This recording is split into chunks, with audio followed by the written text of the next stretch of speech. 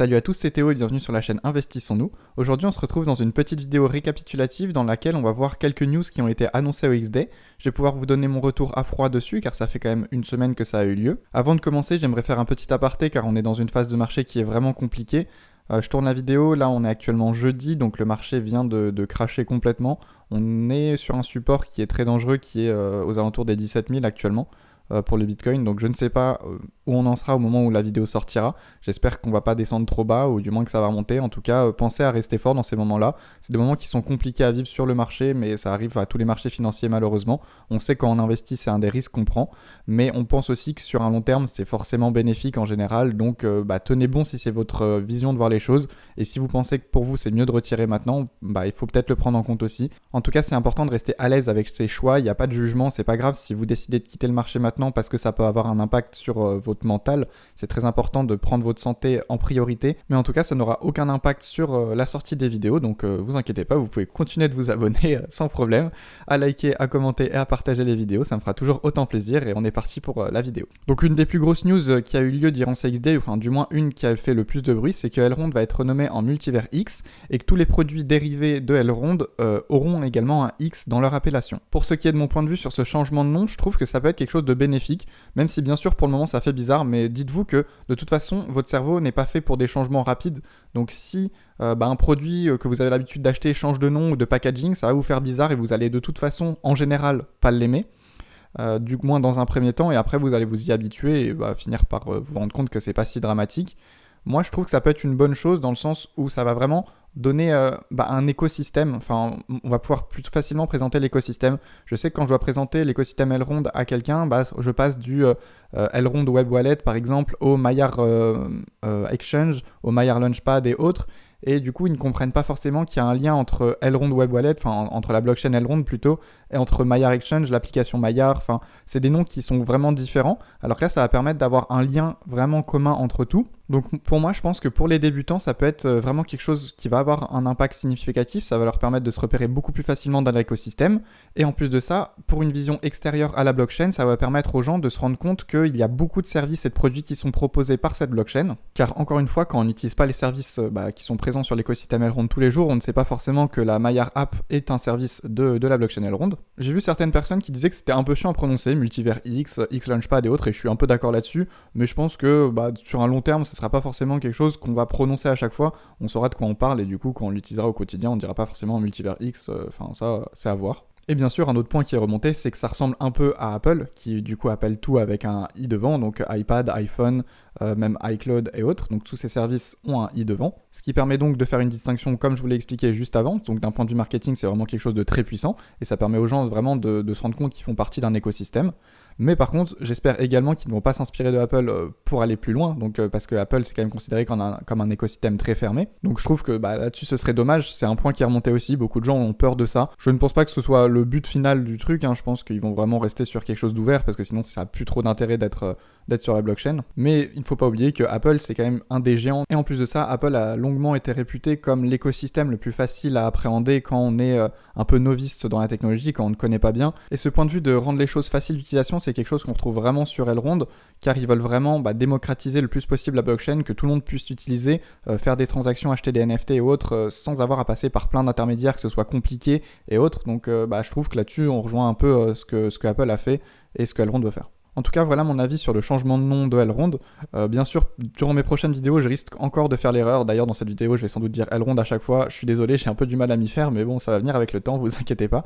Et du coup, dans mes prochaines vidéos, si je continue à dire Elrond, soyez un peu indulgents. Donc n'hésitez pas à me mettre, vous, ce que vous pensez de tout ça en commentaire, ça m'intéresse vraiment. Maintenant, on va passer sur une des autres annonces, donc qui a été le Maillard Launchpad qui se change pour se renommer le X Launchpad. Là, il y a une chose qui va vraiment vous plaire, c'est l'amélioration du KYC. Je sais que beaucoup ont souvent du mal à passer le KYC, surtout pour HSwap, le dernier launchpad qui a eu lieu au moment où je tourne la vidéo. C'est vrai qu'il y a beaucoup de gens qui n'ont pas réussi à avoir leur KYC. Moi, j'ai eu un échec, puis après, ça a été validé, donc c'était quand même assez rapide. J'étais content là-dessus. C'est vrai que j'avais un peu des sueurs froides, comme beaucoup de monde, au moment de passer le KYC, de peur de me faire refuser. Sachant que j'avais vraiment envie de participer en plus au launchpad HSwap, c'est vraiment un projet qui pour moi a vraiment une utilité sur l'écosystème. Je vous invite vraiment à aller voir ma vidéo si vous ne l'avez pas encore vue, mais je vous montre vraiment l'utilité de ce protocole pour la blockchain. Donc voilà, tout ça pour dire qu'il y aura une amélioration du KYC, ce sera sans doute plus facile à faire. On ne sait pas encore exactement comment, on n'a pas eu de détails là-dessus, mais bon, on leur fait confiance pour le moment et on verra tout simplement au prochain Launchpad si c'est vrai. Il va également y avoir plus de lancements de projets. Ça, c'est quelque chose de vraiment bénéfique car pour le moment, l'écosystème Elrond gagne beaucoup en visibilité à chaque fois qu'il y a un Launchpad, même si ça baisse un petit peu actuellement car les Launchpads font de moins gros multiplicateurs qu'à ses débuts. Mais bon, en même temps, c'est un peu logique vu la phase de marché dans laquelle on est. On peut pas forcément avoir des fois 50 à chaque fois. Et je trouve que le multiplicateur est toujours là, donc c'est toujours intéressant, et en plus ça permet de découvrir de nouveaux projets. Il y a également eu énormément de news sur le LKMX, et c'est vrai que là on a vraiment eu des news qui sont quand même vraiment intéressantes. Donc tout d'abord, les holders de LKMX seront éligibles au Launchpad. Donc pour le moment, il faut avoir des EGLD pour être éligible et pouvoir acheter des tickets. Là, j'imagine qu'on pourra potentiellement soit avoir la moitié des deux, enfin une partie des deux, ou même uniquement du LKMX ou uniquement de l'EGLD. Donc ça peut être vraiment une chose qui est sympa, dans le sens où actuellement, par exemple, pour pouvoir acheter 16 tickets, il faut posséder, je crois c'est 25 EGLD en stacking. Et du coup, ce qui peut être intéressant, c'est si on a l'équivalent en LKMX, et ben que ça marche aussi pour pouvoir accéder au même nombre de tickets sans avoir à vendre celle LKMX ou en EGLD pour en accumuler plus. Donc une autre fonctionnalité qui est vraiment extraordinaire selon moi, c'est qu'on puisse acheter les tickets Launchpad en LKMX. Donc là, c'est vrai que j'attends d'avoir plus d'informations là-dessus, car je suis un peu perdu, sachant que le LKMX a une valeur qui est du coup définie comme étant la valeur du MEX, sauf qu'il est lock pendant 1 an, mais vous pouvez également l'échanger sur d'autres plateformes comme Jackchange ou Lock&Mex, et du coup sur ces deux plateformes il a une valeur qui est bien inférieure au MEX. Mais du coup ce que je veux dire c'est que si on achète un ticket en LKMX, et ce qui sera comptabilisé comme le prix qui a marqué sur ce que vous pouvez voir dans votre wallet, ou le prix qui est considéré sur Jackchange, car ça permet d'avoir vraiment deux valeurs qui sont réellement différentes. Imaginons qu'on a des tickets en LKMX et qu'on a des tickets gagnants, c'est-à-dire que nos LKMX sont convertis dans le nouveau token, mais à ce moment-là, c'est un peu flou dans ma tête. Donc si c'est le cas, si vraiment on doit vraiment payer $50 de LKMX, mais avec la valeur du MEX, ça peut être vraiment quelque chose de très intéressant, car on aura fait un potentiel x3 dans la conversion LKMX jusqu'au MEX, on va dire. Donc ça nous permettra de déverrouiller nos LKMX gagnants directement grâce au ticket, et par la même occasion de recevoir du coup de nouveaux tokens. Donc je sais pas, je pense que c'est pas du tout clair ce que je suis en train de vous raconter. J'espère quand même qu'il y en a certains de vous qui ont compris, mais n'hésitez pas à me le dire en commentaire si c'est pas le cas. Je pense que de toute façon je vous ferai une vidéo à part entière sur le LKMX, sur toutes les nouveautés. Là je vais vous les énumérer un peu plus vite parce que je perds beaucoup de temps à vous énumérer chaque point. C'est vrai que je suis très hype par toutes ces news. Donc on va essayer d'avancer un peu plus vite. On reste toujours sur le LKMX avec d'autres news, donc la supply sera enfin définie, ce qui permettra d'avoir un jeton qui n'est plus inflationniste. Ça veut dire qu'il n'y a plus de nouveaux jetons qui sont créés à l'infini, comme il peut y avoir avec de l'euro ou du dollar, tout simplement. Hein. Là, il y aura une supply max, comme on peut retrouver sur le Bitcoin ou même sur le GLD. Même si, bien sûr, faites attention à vous, ça ne veut pas dire pour autant que le jeton va prendre énormément de valeur d'un coup. Il va également y avoir beaucoup de LKMX qui vont être déverrouillés très prochainement, car on arrive à la première période, enfin à la période des 1 an de déverrouillage de LKMX pour les premiers détenteurs. Et il me semble qu'il va également y avoir des déverrouillages de LKMX pour la team et autres. Donc ça va être potentiellement des pressions baissières sur le marché. Donc pensez à faire attention quand même à vous là-dessus. N'achetez pas forcément des tonnes de LKMX, même si vous êtes hype par ces news. Attendez un peu, regardez ce qui va se passer. Et surtout, faites vraiment vos recherches sur le LKMX, c'est vraiment très important. Une autre très bonne chose sur le LKMX, c'est qu'on va pouvoir toucher des récompenses sans les stacks. Donc on va avoir des airdrops en LKMX. On va avoir un peu plus de choses par la suite d'ailleurs. Mais il y a également les récompenses du metabonding qui vont être distribuées sans avoir à stacker les mecs. Pour l'instant, il faut les déposer dans l'endroit où c'est le metabonding pour toucher des récompenses. On va également avoir un changement sur le LKMX, ça va devenir un token qui est semi-lock. Par exemple, là, si vous avez participé au launchpad HSwap et que vous avez gagné des tickets, vous avez une partie de vos jetons du coup H qui sont lock durant une période de 3 mois, donc vous ne pouvez pas les vendre, pas les envoyer sur un autre wallet durant cette période. Et bien ce sera un peu pareil pour le LKMX. Alors pour expliquer rapidement, vous pourrez faire un envoi tous les 30 jours. Sinon, en fait, dès que vous lancez un envoi, donc dès que vous les recevez sur un nouveau wallet, ils seront lock durant une période de 30 jours. Pourquoi ne pas les lock sur une période déterminée, vraiment, par exemple jusqu'à ce que le LKMX se transforme en MEX grâce au unlock? C'est simplement pour vous protéger au cas où vous avez un problème sur votre wallet, simplement un wallet corrompu ou que vous changez de wallet ou autre, que vous puissiez quand même envoyer vos jetons, car une période de 1 an c'est quand même quelque chose de très long, vous pouvez avoir envie de changer de wallet d'ici là. Et visiblement du coup un échange avec le DEX ne rentre pas en compte dans la période de lock des 30 jours. Voilà donc ce qui est pour la période de lock. Le LKMX vous donnera également un droit de vote, donc comme on peut voir sur une DAO, toujours sur le LKMX, vous pourrez donc utiliser le LKMX comme de l'énergie un peu à la manière d'HSwap. Pour ça je vous invite vraiment à aller revoir la vidéo sur HSwap. Donc en gros on pourra lock nos LKMX pour avoir de l'énergie, ce qui nous permettra, si j'ai bien compris, de pouvoir potentiellement booster nos pools ou payer moins de frais.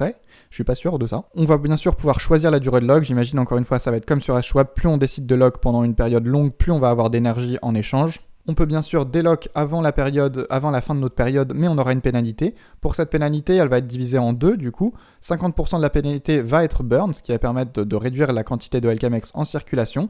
Et les autres 50% vont être distribués aux holders de LKMX. Donc ça, c'est quelque chose de vraiment positif. Ça veut dire que si on est holder de LKMX, on aura de plus en plus de récompenses. Et en plus de ça, un pourcentage des frais de l'exchange sera directement distribué aux holders de LKMX. Donc encore une fois, plus on a de LKMX, plus on a de reward. Pour conclure rapidement sur le LKMX, j'aime vraiment beaucoup le fait qu'on lui donne beaucoup plus d'utilité. Pour moi, c'est un jeton qui n'en avait pas réellement jusque-là et c'était vraiment dommage. Mais par contre, gardez en tête qu'il ne faut pas être aveuglé par toutes les récompenses et les nouvelles fonctionnalités qui ont été annoncées. C'est un jeton qui risque de continuer de perdre de la valeur pendant un petit moment pour l'instant. Il y a également X-Spotlight. Donc X-Spotlight, ça avait anciennement Inspire Art. Et donc c'est une plateforme de mise en avant de collections de NFT et de gestion de communauté. Et on a également Adastra qui a été renommé en X-Bridge. Adastra, c'est un bridge cross-chain, donc ça vous permet d'importer des tokens d'une autre blockchain vers la blockchain Elrond ou de faire l'inverse, d'envoyer des tokens de la blockchain Elrond vers une autre blockchain. Donc il va y avoir de nouveaux tokens BEP20, donc de la chaîne de Binance, qui vont être ajoutés, ainsi que ERC20, donc ETH, et des ajouts de paires pour avoir plus de liquidité et plus de facilité à faire des envois. Pareil là-dessus, si ça vous intéresse d'avoir une vidéo pour que je vous montre exactement comment ça fonctionne et comment faire un transfert, n'hésitez pas à me le demander. Je vais pas perdre plus de temps dans cette vidéo là-dessus en tout cas. Maintenant on est parti pour X-Portal. Donc X-Portal, c'est l'amélioration de la Maillard App. En gros, c'est une Maillard App qui va être vraiment évoluée pour avoir beaucoup plus de choses. Ça va être également relié à la X-Card, donc la carte de la blockchain, enfin de l'écosystème Elrond, enfin Multivers X, qui a été annoncée, qui est en partenariat avec Mastercard, donc c'est vraiment quelque chose de génial. Je sais que beaucoup l'attendaient cette carte car elle est proposée par beaucoup de concurrents, donc elle va être enfin chez nous et ça c'est vraiment super. Il va également y avoir la possibilité de swap des tokens in-app, donc sans avoir à passer par une autre application comme on doit le faire actuellement avec le Maillard Exchange. Il y aura également une connexion aux différentes plateformes in-app, donc vous pourrez simplement depuis cette application faire beaucoup plus de choses qu'actuellement. Il y aura un système de messagerie, il y aura également un système d'XP et de gamification, donc ça c'est déjà présent sur la Maillard App, mais je pense qu'ils vont le pousser vraiment plus loin et j'attends vraiment de voir ça. J'aime vraiment bien les choses gamifiées, ça permet d'avoir quelque chose de très intéressant d'un point de vue marketing, d'un point de vue de rétention des personnes et d'intérêt pour la plateforme. Donc j'espère que ce sera vraiment intéressant, que ça permettra d'avoir des petites récompenses ou du moins d'améliorer son profil, d'avoir des récompenses quoi. c'est ça qu'on veut en général avec la gamification, ou du moins un signe distinctif qui montre qu'on a participé à ça. Donc franchement j'attends de voir ça, je pense que ça peut être sympa et je pense que je vous le présenterai en vidéo également. Et bien sûr un accès au métaverse, mais ça on en vient juste après. Il y a une autre news qui selon moi n'a pas fait assez de bruit par rapport à ce qu'elle représente, c'est le fait que Utrust et TwistPay se renomment en X-Money et X-Money Fiat, donc ça veut dire que maintenant ils vont faire partie de l'écosystème. Utrust c'est vraiment quelque chose de très gros, qui n'était pas sur l'écosystème Elrond à la base. Et pour vous résumer ça rapidement, Utrust c'est un service qui permet, si vous êtes vendeur, d'accepter des crypto-monnaies et de recevoir des fiat. Il y a une conversion qui va se faire directement au moment de l'échange, alors que pour TwistPay, qui devient X-Money Fiat, on va pouvoir avoir des paiements par carte bancaire pour des achats en crypto-monnaie. Donc c'est deux services qui, selon moi, sont vraiment essentiels à l'écosystème Elrond s'il veut vraiment se démocratiser et montrer à tout le monde que les crypto-monnaies, on peut acheter des choses avec, que c'est vraiment quelque chose qui est utile et facile d'accès et facile d'utilisation. Maintenant, on part pour X-Fabric. Donc X-Fabric, c'est vraiment un des coups de cœur pour moi, car avant, j'ai beaucoup travaillé sur des CMS pour la création de sites web, e-commerce et autres, avant d'arriver sur le Web3, même si bien sûr le Web3 n'est pas mon activité principale pour le moment, malheureusement, j'aimerais beaucoup. Et donc là, on va avoir un CMS directement pour le Web3 qui va nous permettre de construire des collections de NFT, gérer les collections. On va également avoir la possibilité de donner un accès uniquement aux holders de notre collection. Donc ça va être quelque chose d'extrêmement puissant pour tous les créateurs de projets sur la blockchain Elrond. Ça va vraiment leur permettre d'aller plus loin sans avoir des tonnes de frais dès qu'ils veulent réaliser quelque chose. Là, ça va être, à mon avis, guidé et très intéressant. Enfin, j'ai vraiment hâte de voir ça et j'aimerais vraiment faire des tests dessus, pouvoir l'utiliser moi aussi pour me rendre compte un peu de la puissance de cet outil. Et bien sûr, X-Money est intégré nativement sur X-Fabric. Et on arrive enfin sur la fin de la vidéo. Donc, il va y avoir X-World qui sera du coup le métaverse de l'écosystème. Pour X-World, on a déjà une date. Normalement, il devrait être lancé le 10 décembre. Donc, franchement, j'attends de voir ça. J'aimerais vraiment vous faire un live, mais je sais pas encore si ça va être possible. Donc, je vous promets rien là-dessus. Mais je pense que ça peut être intéressant d'avoir du coup les réactions de tout le monde à chaud. D'ailleurs, n'hésitez pas à me dire votre point de vue sur ça. Moi, c'est vrai que les métavers, c'est pas forcément quelque chose qui m'attire plus que ça pour le moment.